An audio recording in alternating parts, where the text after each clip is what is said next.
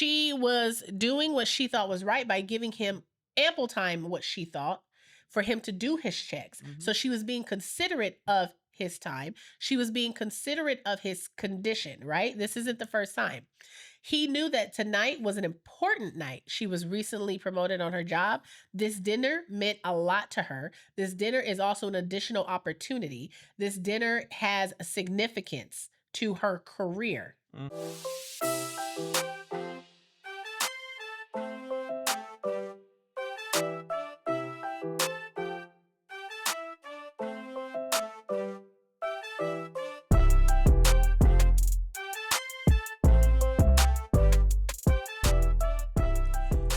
Hey everybody, and welcome back to another episode of Life After I Do. I am your host, Nisha G, and I'm here with my husband. When he's done, he'll let you know who he is.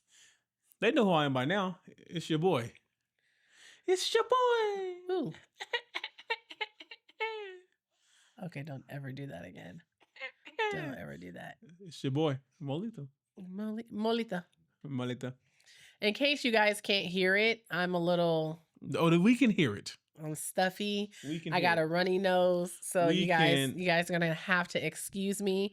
I'm doing my best to preserve what little bit of makeup I have on my nose and my top lip, but my nose keeps. We can hear it. Yeah. Snuffleupagus. But Happy New Year!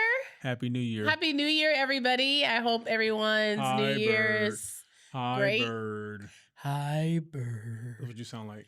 Well, I can get deep when my. Oh yeah, you sure can. Hi, bird. Yeah, you get deep. That's all that testosterone you got. Oh my gosh.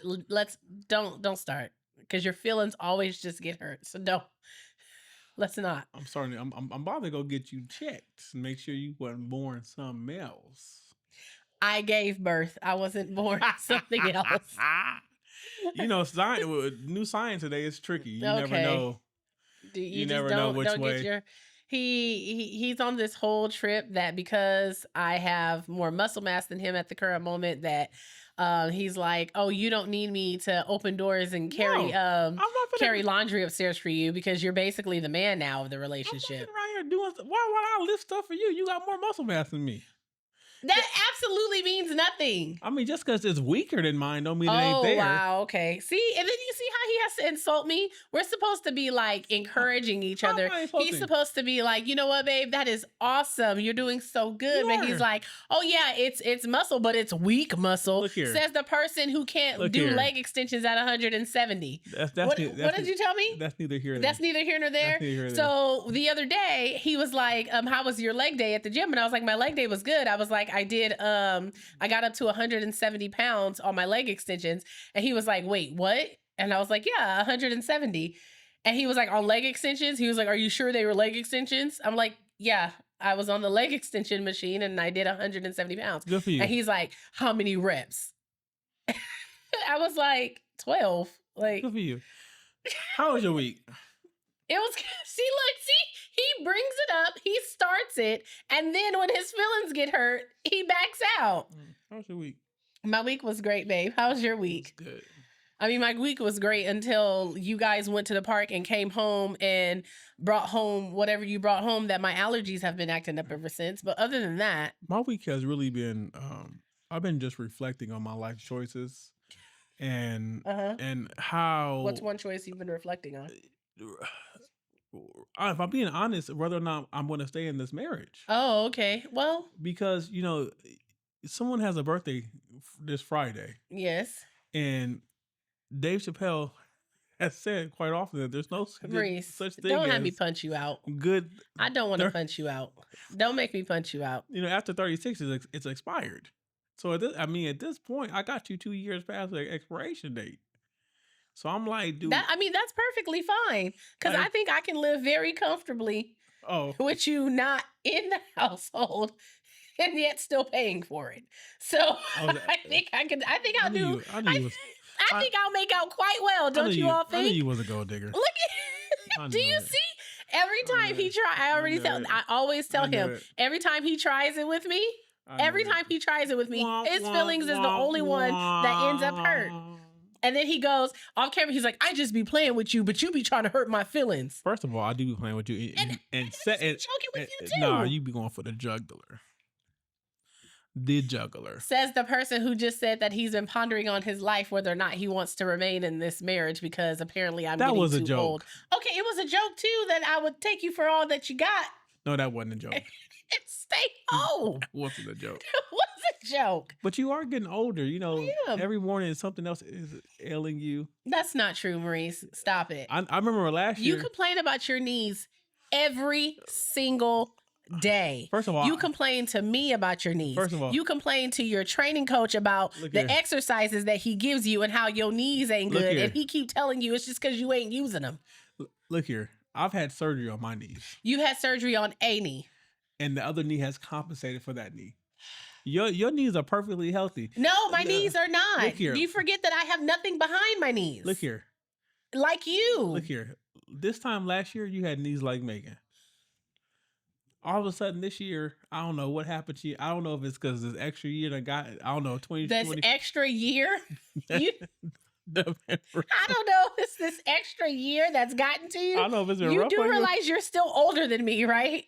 You are older than me. But in man years, I'm in my prime. That's not how that works at all. I'm in my financial prime. No, you're not. Wow. No, you're not. Oh, you in my financial prime. What you say? No, you're not. Because you try based on market research. Oh, okay. Here we go. Because you try to play me. Based on market research. Because last Friday you tried to play me talking about, well, I mean, did you even make 6 figures this year? Because you ain't been working. And I said, ma'am, I was at 6 figures before I was taken off of work. So don't come for me. I didn't know. I wasn't coming for you. I haven't seen the tax document. So I didn't know whether or not you still met the threshold or not. I don't know. I'm above it. Oh. Don't ever come for me. Listen, tell me something. People don't want to see you in your nose this whole time. Listen, I have already apologized. I can't help it if my nose is running. I'm trying to catch it, or I can sit here and blow it, and that's going to sound even more terrible. Hold on. Blow what? Did y'all miss us? I know last week we wasn't here. Yeah, did everybody have a good Christmas? I hope everybody had a good Christmas. I really don't care if you had a good Christmas or not. Yes, you did. I know had a good Christmas. I don't care if you had a good Christmas. I don't care if they had. Only Christmas I care about is my child, and she had a great. She had a great Christmas. And that's what I care about. She had a great Christmas. Everybody else, I don't care. My mom and my dad were down, and Phoenix woke up in the morning. You mean them lovebirds? Shut up. And she runs downstairs to try to start opening gifts and stuff. And we're like, wait till we're all here and we can record. And so then she's opening up gifts. And mind you, literally every gift under the tree is hers. Belongs to her. And my mom's like, it must be nice to wake up on Christmas and all the gifts under the tree is yours. I said, right? I said, there's really no reason for us to have come down. We could have just set up the phone to record and let her do her thing. Well, let her do her thing. Well, but she was looking for breakfast after the gifts. Of course she was. We had to come down for that part. Of course she was. She gets hungry. Yeah. Sitting there opening up the gifts and stuff made her hungry. But she loved everything she got. She got too much. She got what she asked for. She didn't get a ton. I'm really happy that with the things that she did ask for and that she genuinely liked them. Like she asked for that activity book, and we have been doing activities ever since. And now she wants the rest of them. And listen here to all you authors out there. Okay? You come out with these series, and then on the back of the book, you put, oh, when you're done with this series, start this. And then when that's done, there's also an activity book. So we started with one pigeon book. We went through the entire series.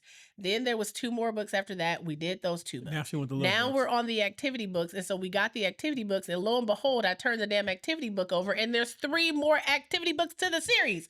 I said, listen here, Mo Williams. And now she wants the rest of the activity. And now she wants the rest of the activity books. But I told her, I said, we got to get at least halfway through, because I think there's 280 activities or something like that in the book. I don't know. I ain't been doing them. So I know we did activities. We did the activity book for like 2.5 hours the other day, but she loves it. You're such a good mom. You are such a good mom, because I wouldn't have did it. I can't. I wouldn't. We made an airplane. We colored the pigeon and the bunny. We created an entire story. We made a sandwich out of paper. So she did give me. She did perform the whole puppet show for me. Yeah, and she made puppets. And I was like, but why is the chicken dying in the puppet? Well, I mean, I don't know, because he died in my show too.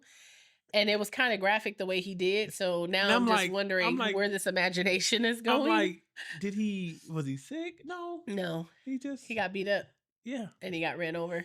I said, what are you, no, you know where that came from? Watching Law and Order with you? No, it's not Law and Order. It's, it was from, I think Dog Man. Because that's why I told you we stopped that series. She had recently started the Dogman series because she's in chapter books. And so she had recently started the Dogman series and she was like loving it. She was like, Mom, I love these books. I love these books. Do you? And so I was like, okay, like I always like to read or see what she's reading. And I was reading some of it. And of course it's like children comic strip type deal. But some of the stuff on there, I was like, that's a little graphic, no? It's a bit much. That's a little bit much. I was like, you're only 7. Maybe when we get to the 10, 11 range where you can decipher some of these things. But I told her we're going to have to sit back a little bit on Dogman. And she was like, no. And I was like, yeah, babe, we can't do Dogman right now. Right. So we've cut back on Dogman. But yeah, but other than that, we had a great Christmas. Stop rubbing on me. We had a great Christmas. It's New Year. My birthday is in... 2 days? 2 days. My birthday's in 2 days. Shout out to all my Capricorns in the world. The deaf. You're so rude. My favorite Capricorn not even here. That's the sad part. Who's your favorite Capricorn? My sister? Melissa. My sister, Melissa. Yeah, I have to call her to tell her happy birthday. Then it's my birthday. Then it's my friend Ima's birthday. My friend Shelly's birthday. It's a lot of birthdays. A lot of corns. A lot of corns. A lot of corns. Yeah. And all they do is talking cap. Yeah. So, but yeah, if you guys have any New Year's resolutions, we would love to hear about them. I don't. I would. I don't. Do you have any New Year's resolutions? I don't really believe in New Year's resolutions, but do you have any New Year's resolutions, babe? No, I don't. No, I don't really believe in New Year's resolutions. I'm going to make changes. I believe that you can make a change when you decide to make a change. I'm going to make changes as I see fit. I'm not dedicating my life to anything but me. Oh. Is that how we're rocking and rolling? Yeah, because what's good for me is good for my family. Like what if you pick up smoking and you think that's good for you? That's not good for us. That's not good for me. Okay. Now, you talking about if I pick up another smoker so I can smoke more meat at the same time. Now, that's good for us. Now, that's good for us. That's good for us. That's good for us. Yeah. But, that just reminds me, whoever you are out there buying up all my chicken thighs, I'm going to need you to stop. I'm gonna need you to stop, babe, because they can't hold the chicken thighs for us. I mean, they kind of can, because nobody was buying chicken thighs like that, and then all of a sudden, now everybody is like, "Oh, chicken thighs! I can deal with a little bit of fat from the chicken thighs, the skinless chicken thighs, so I won't do the chicken breast." But now there's an abundance of packs of chicken breasts, and I went to buy my chicken thighs, and lo and behold, there was no chicken thighs. Hey, people are finally looking at prices, because the price of that pack of chicken breast is ridiculous. Well, don't worry. They're going to flip it on us. The chicken thighs are going to go up. The chicken breasts are going to go down. And then people will start buying the chicken breasts. Well, there's 2 thighs and 2 breasts in every chicken. So I don't see why.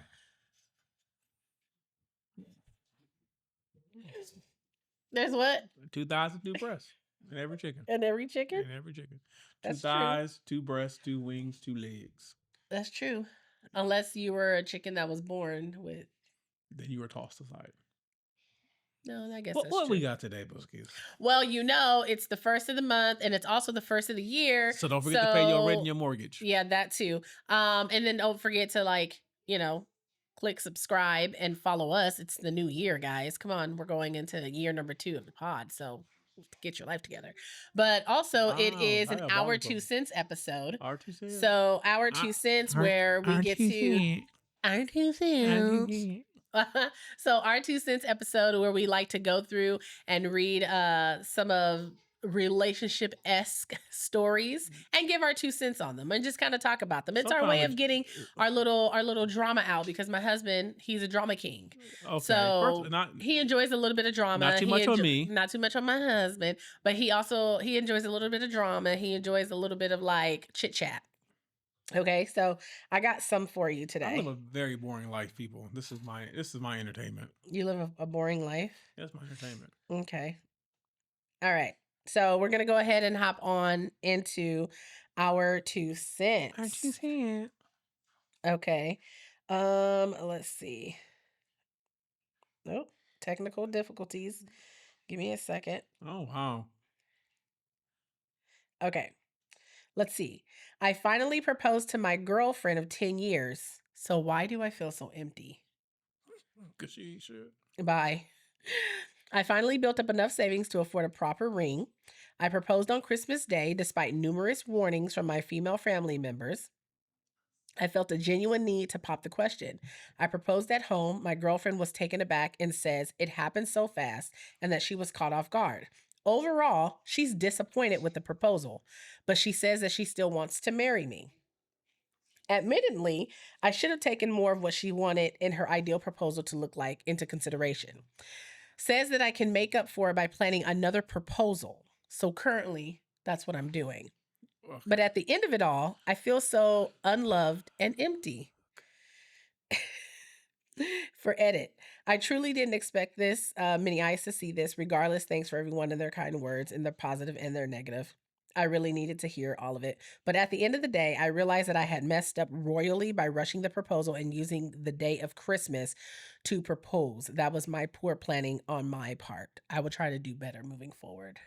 I mean, you've taken accountability for something you were not wrong about. But, okay. But was he? I was gonna say, do you think he was wrong? Like, No. how do you feel about Christmas proposals? Okay, maybe he shouldn't have did it at Christmas. Okay, because it's about something else, right?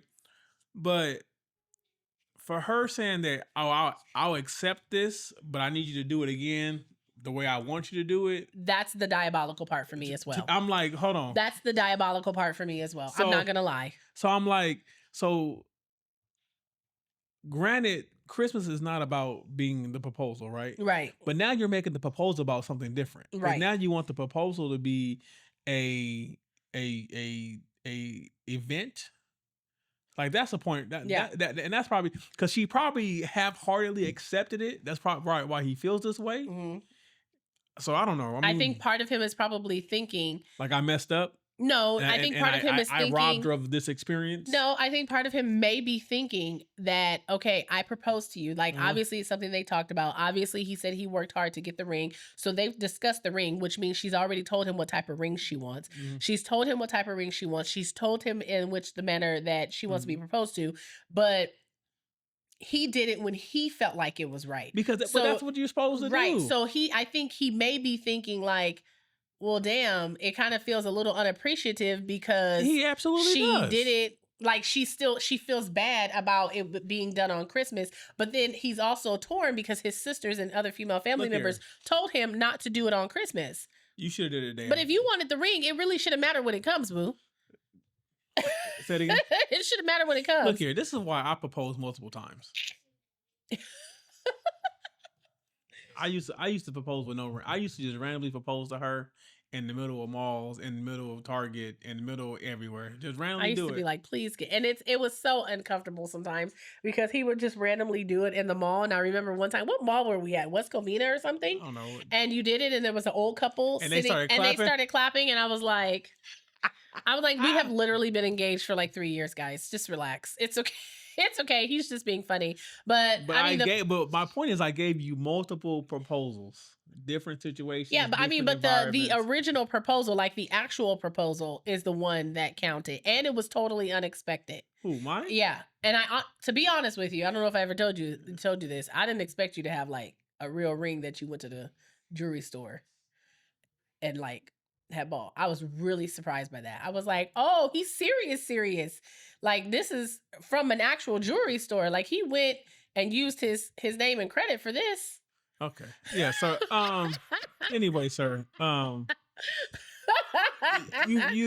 it sounded like you were feeling like she wasn't grateful for the actions or the display of affection and the proposal. And that's probably like he a pushover. So it does. It sounds like he's a pushover because the fact that you're gonna redo it because she has this idea of what it looks like.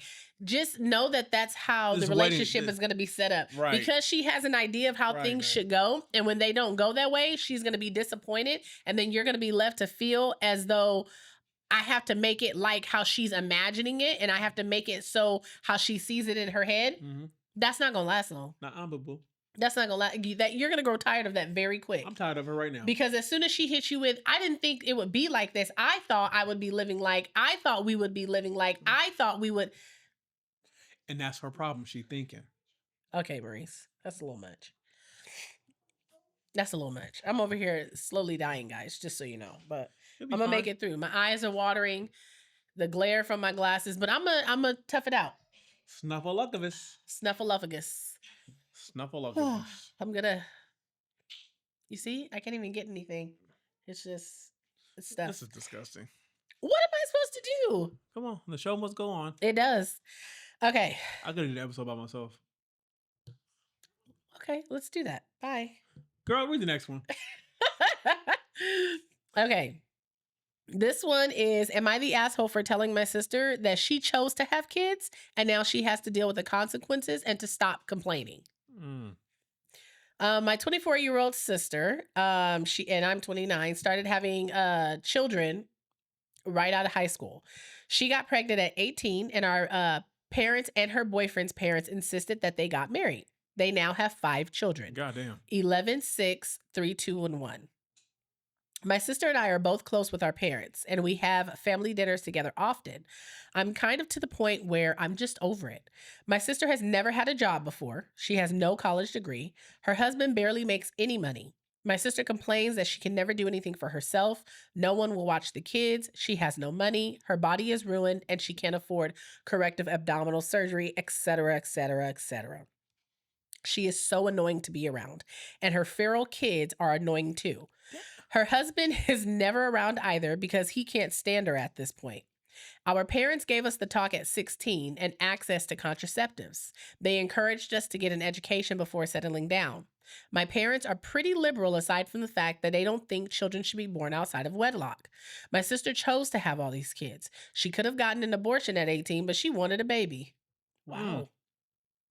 Recently at Christmas, she was going on her normal woe me rant, and I finally just told her to shut up. I told her that I was tired of hearing her complain all the time. She then went on a rant about how I, quote unquote, wouldn't get it because I have a degree and a good job, and my boyfriend and I don't have any children, and I can afford to go to the gym and do whatever I want, and that she can't. I told her point blank period that she put herself in this position. She's in because she was being a complete moron. And no one feels sorry for her. Our brother laughed and our parents are staying out of it, but they complained about her too in secret. She thinks I'm a complete asshole, and she's been crying on Facebook, making sad TikToks about quote unquote society hates mothers and where is her village, and it's hard even when your family doesn't care about you. Oh, and she's pregnant again, apparently. I blocked her on social media, and my plan is to ignore her. But am I being an asshole? A little bit. A little bit. You think she's being an asshole? A little bit. Why? A little bit. First, it's diabolical. First of all, you calling your nieces and nephew feral. Because they probably run rampant. She probably letting them kids run rampant. And she been having kids since she was 18, and now she got 5 and she got number 6 on the way. So here's the thing. She had the kids with no goal. Right? Uh-huh. And I think a lot of times people think because you have kids, it hinders you from pursuing whatever. But it does seem like had she been actively pursuing something, the parents would have helped with the kids. Right? And and she must be terrible to be around if the husband don't even want to be around. Because he probably felt like he trapped too. So he don't know. But what at one okay. Do you think they felt trapped at baby number 2? No. You think they felt trapped at baby number 1? I think they probably felt trapped at baby number 1 and baby number 2, but they still proceeded on baby number 3, number 4, number 5, and now they on number 6. And like I always say, kids ain't gonna solve the problem. It's gonna just heighten the situation. So I don't understand why you kept having because I'm pretty sure the way you felt now, you felt some of that with baby number 2. Now you got 5, possibly 6, on the way, and you feel like. Yeah, of course you're not able to do the things that your sister who right. Of course you're not able She doesn't have children. Because now you have 5 kids that you literally have to tend to, right? So you're not going to be able to be in the prime of your life and experience your life until now you're in your late 40s because you're still having kids. Right. But I also think it's like the perspective and how you look at it. Like, I'm sure having 5 kids is rough. And I'm sure she doesn't regret any of her Well, hold on. children. It's rough, but it's not. But I don't think it's as rough as having one or two would be, because I feel like with the 5, the older ones can now help with the younger ones. Yeah, but that's not their place. It's not their place, but that's tend to be what happens. But you're saying that they're more of a village of themselves, that they can help and take care of themselves. I get that part. Let's talk about the fact that she started having kids since she was 18. She's on kid number 5 and she's never worked. Yeah. But then she complains about how she can't do for herself. Right. So it seems like her mindset is, I have these kids, I'm raising these kids, my husband That's her focus. These kids are my focus. Yeah. My husband should. And that's okay. Right? And so she's probably stressing him out. And he's probably stressed out too, because he probably is the only person that is working, and he doesn't make enough money, and that's stressful in and of itself. And now he has 5 children. And he's probably just making enough to keep a roof, clothes and shelter. And now that's causing a wedge between them. Right. Because now she probably sees her friends and they take family trips, they do things, right? So, but at the end of the day, it's like, if this is a situation you're in, there are things that you can do and put in place as a stay-at-home mom to generate income. Or you can, like, just to do something that, I think the biggest thing is setting things aside that's just for you. Right. Like, but I understand the mom guilt when you're trying to do something that's just for you that could take away time from, like, your husband, or take a time away from your kids. But you understand that? Maurice, don't make me pluck your eyes out. Take time away from me? Maurice, don't make me pluck your eyes out. Take time with me all the time. Anyways, like, the mom guilt is real, but it's also necessary that you do something for yourself. And even if it looks selfish to the people around you, you're the one that's at home with them 5 kids all day. So it don't really matter what they think. They already got their thoughts about you anyway. So, but in our situation, I don't think it's selfish. I encourage you to go do things for yourself so that you can be better for us when you come home. Yeah. But that's what I'm saying. I think it's easy for her to get into that headspace of telling her sister, you don't know what it's like because you and your boyfriend don't have kids. You don't know what it's like because you're not married. You're not a stay-at-home mom with 5 children. You and your boyfriend have good paying jobs. You can go to the gym. Like, I get all that. But you have one of the greatest jobs and one of the hardest jobs, one of the most demanding jobs in the world, and that's being a mom. However, I do think we need to take a little bit of responsibility that if you didn't just start feeling this way at kid 5. Mm-hmm. That's what I'm trying to say. You didn't start feeling this way at kid 5. So if we don't want, like, this to turn into kid number 10 and you feel like now you're completely buried, then maybe we should start having a conversation about how we can, maybe number 6 is our last. And here's the other thing. I feel like her sister suffers from multiple things. She probably suffers from a little bit of anxiety. Are you talking about the sister with the kids? So one with the kids. Excuse me. She probably suffers from a little bit of anxiety. Oh, postpartum. Postpartum, depression, undiagnosed. Right? Yep. And I feel like she's probably very insecure with herself, because the whole line of her saying that the kids have destroyed her body. The fact, and then the other line where at least you can go. At least you can go. See, here's the thing: you don't have to go to the gym to be fit. Right. There's a lot you can do at home. There's a lot you can do at home. Yeah. In order to get fit now. But that's a mental barrier you have to cross yourself. But I say it again. It's a mental. It's barrier. The mental. But I also think that she's dealing with a lot of things mentally that's not allowing her to see the full picture. Yeah, and to get out there and do the thing. And she's not gravitating towards the positive things in her life. She's only focusing on the negative, which a lot of people do. Yeah. Right? That's the human thing. I do kind of think that the sister was being a little bit of a little insensitive and quite a bit of an asshole, right? Yeah. Now I understand, like, when you have a person that complains about the same shit over and over again, you get tired of hearing that shit, and you be like, do something about it or shut up. Mm-hmm. I think that's where the sister is coming from. The sister is coming from the place of, but you're not trying to do anything to change the situation, right? So don't keep ranting about it. So that part I understand. That's why I said she was a little bit of an asshole, but like I would tell her the same thing: either do something about it or shut up. And at some point, as an adult, like I've said this many times before, you have to understand that you are responsible for the decisions you make. Yeah, you decided to carry these 5 kids to term. Yeah, your sister said you could have had an abortion, but you didn't do that. Okay, well, she probably doesn't believe. Okay, in that. Baby, it don't matter. The sister said that. I mean, it does matter, but the sister said that your parents gave you the talk and gave you all the tools you needed to prevent you guys having children outside of wedlock. Yeah. So you've had all these things, and so you have to, and you still made the decision. to look yourself in the mirror and take accountabilities for the decisions you made. Yeah. Because the reasons you are unhappy in your life, or at least the reasons you are listing off, are a direct reflection of your consequence decisions. Of your decisions. Yeah. I mean, your life is made up of little decisions every day. All right. Stop rubbing on me. You don't let me rub on your arm, so don't rub on my leg. Okay, this is another am I the asshole? Okay. Am I the asshole for leaving my partner at home because his OCD made me late to a dinner party at a restaurant? My partner has OCD that has been progressively worsening over the past year.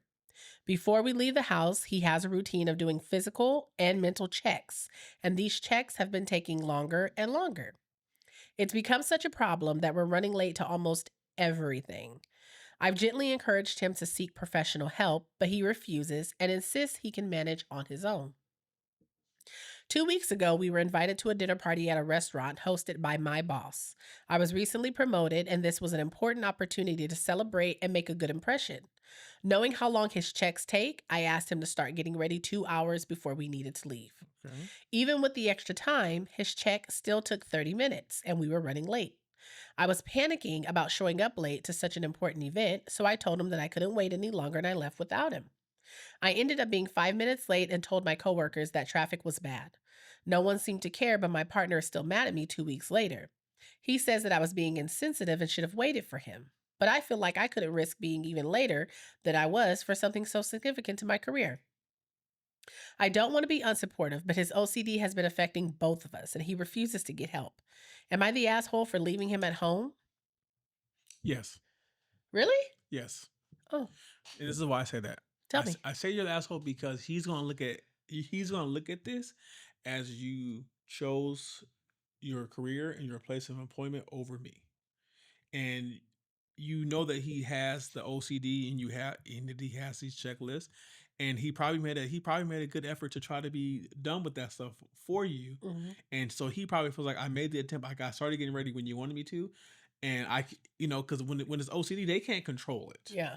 Right. So you understand what OCD is. And you knew he couldn't control it, even though he made the effort to try to be ready so you guys leave on time. And you still left him anyway. Uh-huh. Right. So now it's like, it could possibly put him in the mindset of, even when I tried to adjust what I do to try to make, to fit her time slots or her patterns or whatever, it still isn't enough. And now she chose this over me because I wanted to be part of this event too. I know you disagree with me. I absolutely disagree. Which is funny because I'm always waiting on you. Let me tell you why I disagree. For one, she's basically has said that she's already had conversations with him about getting help. So we know that he has a condition. Okay. The condition is now causing an issue in both of our lives. Okay. Your condition is affecting. Don't point at me. Your condition is affecting our life because it's affecting me. Okay. You told me that you can manage your condition. And he is. Okay. To the best that he can. But there's other tools that are probably available to him that he refused to go get to make his life more efficient and to ease the burden off of their relationship. That's like being mad. I wasn't done. Okay. But he refuses to because he said that he can manage. Okay. She was doing what she thought was right by giving him ample time, what she thought, for him to do his checks. So she was being considerate of his time. She was being considerate of his condition, right? This isn't the first time. He knew that tonight was an important night. She was recently promoted on her job. This dinner meant a lot to her. This dinner is also an additional opportunity. This dinner has a significance to her career. Okay. So to ensure that the night went smoothly, she said to herself, I'm going to give him a 2-hour head start. That should be enough time for him to shower, get his suit on, do his check, whatever else. If the check went over longer, that's 2 hours for him to have more than enough time. He should have understood how important it was, because I'm also sure that she probably told him, look, tonight's dinner is really important. We have to leave here on time. This is my career. I was recently promoted. There's significance to this dinner. I can't be late. Right? All of that happened prior to her leaving. To her leaving. Okay, hold on. I saw the setup. Right. All this happened prior to her leaving. Mm-hmm. So when she says like, oh, I have to leave because I don't want to be any later than I am. First of all, the dinner is also a celebration of her. She's been promoted, right? Okay. How you gonna start off and you can't even make it to a dinner on time, and the dinner is in your honor? You're the person of honor. She didn't say that. She just said she had recently been promoted. Okay, well, we know that the dinner had something to do with that. In any case, the dinner was significant to her. It was important to her. She thought she was doing her due diligence by giving him ample time to do what he needed to do, which also means she was considering him. He wasn't considering her, not by saying that he probably intentionally wasn't considering her. He did at the best that he could, but because his condition didn't allow him to consider her in the capacity that she needed for the support of him being on time so that they could get to the event on time, she was not wrong. She was not the asshole. All right. Now, when you make the comment, he could feel like she chose her career over him, I think that's a really big stretch. Is it? I do. Okay. Because here's the thing. It's like she has been supportive. She's been supportive even just in the note when she gave him the 2 hours. That's being supportive. Okay. That's being supportive, giving him ample time, even though this is an event that's really important to her. But when she also keeps coming to him and saying, hey, I understand you have this condition. I'm not faulting you for the condition. But what I'm saying is let's be a little bit more responsible. And let's get you some additional help. You think that you're managing it and you have done all that you can up until this point, but I'm coming to you now and I'm telling you that your condition is causing an issue with our relationship, and I don't want this to get further out of control with also you feeling like I'm choosing something over you when it's your condition that could potentially be holding you back. Okay. So let's get you some help, because even though you probably think you're managing, I'm sure there's other tools out there that you probably never even thought of. You're thinking you thought of everything, but you probably haven't. So let's just go check it out. But you refusing to check it out, you're not putting in the effort. Okay. I have no rebuttal. You have no rebuttal? No rebuttal. I didn't say a rebuttal, but what do you think about that? I hear what you say, but when I hear her talk about how her husband and I picture Sheldon. What do you mean? Sheldon and his quirks. Oh, okay. Should lack of sex be the reason for a breakup? Possible. Okay. I'm a 31-year-old female, and my partner is a 46-year-old male. We've been together for 7 years. He's wonderful in literally every way. He is chivalrous, caring, and treats me so delicately. I've never had to open a door or carry my own bag. He's always thinking of me and how he can make my life better. We play video games together, cook, and have fun. We're always touching each other, cuddling, holding hands, etc. We both admit that we sleep much better when we're together. This is more than just a happy relationship. Except there's no sex since last year. This has made me think that there might be something wrong with me, and also made me build up a lot of resentment toward him. Every time I bring this topic up, I end up crying and being mad at him, because every time it just goes the same way. I tell him how important it is to me, and every time he acknowledges me, makes me feel heard, but then there is no effort to rectify the situation. I don't know what to do. Is this enough of a reason to leave? Because I have so many reasons to stay. I've seen how other men treat their women. He's so much better, and I'm thankful every day that I found him.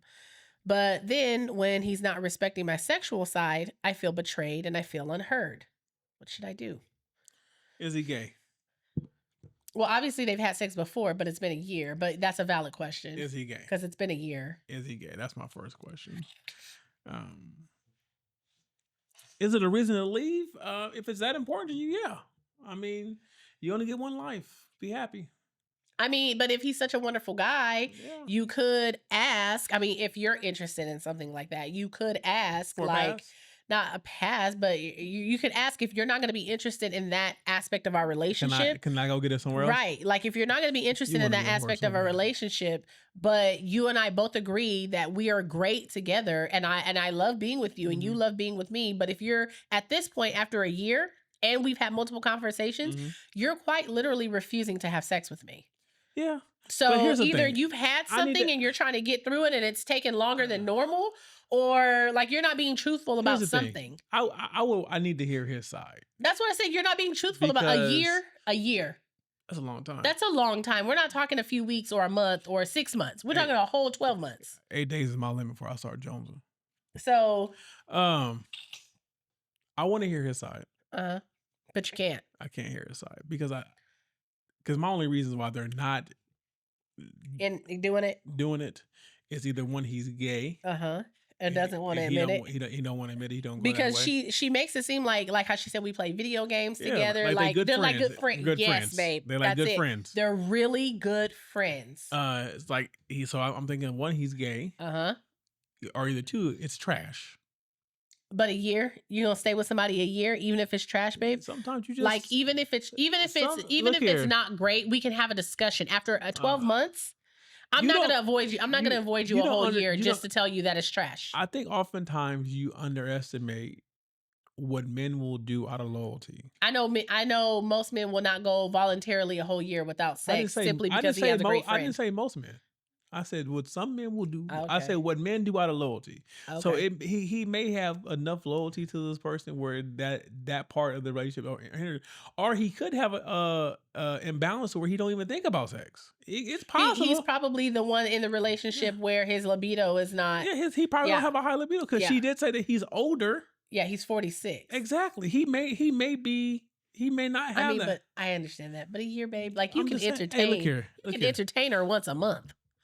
That's diabolical. Once a month. I feel like at this point she would take it. And once a month, I'm drawing up the divorce papers. Goodbye. I feel as though she would take it. She trying to take it. That's what she trying to do. She trying to take it. That's literally the point. She trying to hit the nail. At this point, have you tried just being rough with him a little bit in the middle of the night? Some men like it. Just take it? No, can't do that because that wouldn't work the other way around. You can? No, that wouldn't work the other way around. Look here. If you can't get Mr. Johnson to stand up without his participation, you ain't good at what you do. I don't agree with that, but okay. Oh, okay. So what would you say? Is that enough reason to leave somebody? Consider? I answered it. Oh, what was it? I said you only have one life to live. You got to go where you're happy. Look, it's like she is happy. It's like she said she was happy. It's like the last episode when I told old boy he got to draw the line in the sand. You either confront her about this cuddling all night, because he couldn't sleep in the bed with her, or you deal with it. You either confront him and say that this needs to change, or you shut up and just deal with it. But you're gonna have to make a decision. I mean, she's been shutting up and dealing with it for a year. So yeah, don't come out but it couldn't be me. I mean, if you had to, it couldn't be me. If you had to, it could. If we go a year. Yeah, but I'm not talking about just circumstances like this where it's just like it's a year. Like you never know what could happen. Now look here. If we go a year, it better be because of some medical condition where you are not physically able. Why does it have to be me? Why can't be you? Okay. Why can't be you? Okay, it better be some kind of condition where either one of us are not physically able. Where we can't physically do. Yeah. I mean, there's other things you can do. I ain't getting no pleasure. I ain't doing it. That's what I'm saying. There's other ways. Well, I got you. Goodbye. I got you. Okay. Per my last email. Anyway, but you said per my email. I said per. I know. Cut it out. Big per. Okay. I'm so done. But yeah, 12 months is a little diabolical, but I would say, let's see. 7 whole days. I would have to really, I would need for him tell me why, word for word, why. It can't be like, where you're trying to sugarcoat and you're affirming my feelings. And it's like, I understand how you feel, babe, and I'll try better. I'll do better. No, you tell me why. Like tonight, like if I start feeling on you and you push me away, you tell me why you're pushing me away in that moment. Because there is a reason. And I don't want to hear just because you're not in the mood, because you ain't not been in the mood a whole year. So tell me why. Because you're breasting. Okay, I can brush my teeth. Or I can shut up. Because you've been wearing the same bra for 3 days. Maurice, stop it. I'm just trying to give reasons. Okay. Maybe this has been another episode.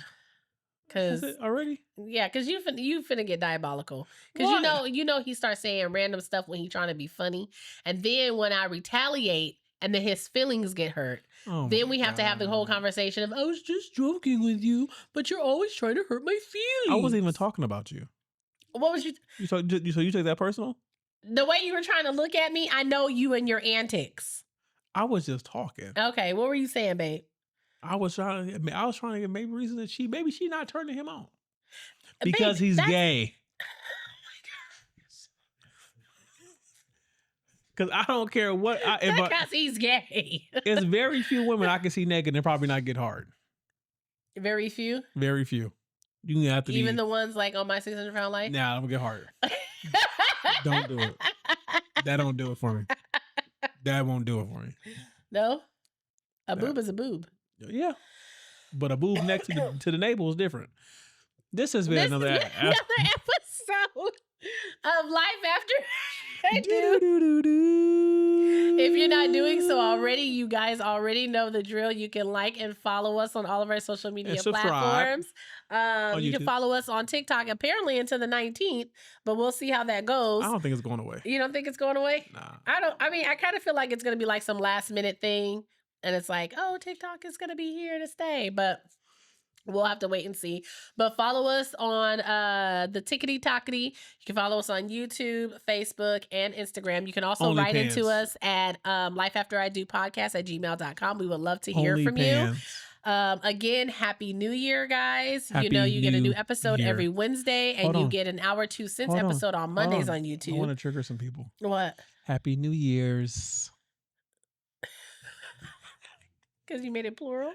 Happy New Year's. Happy New Year, guys. It's New 2025. Year's. All those goals that you set, let's go out there and achieve them. But until then, we will see you guys again on Wednesday, where I will be a whole nother year older. My eye is tearing up and it's running because I have allergies and potentially if you ain't achieved them in 2024, I don't think you'll get them in 25. Okay, he's such a negative Nancy. But anyway, guys, every Wednesday you get a new episode. And until then, we will catch you later. Peace, Booskies. Peace, Booskies.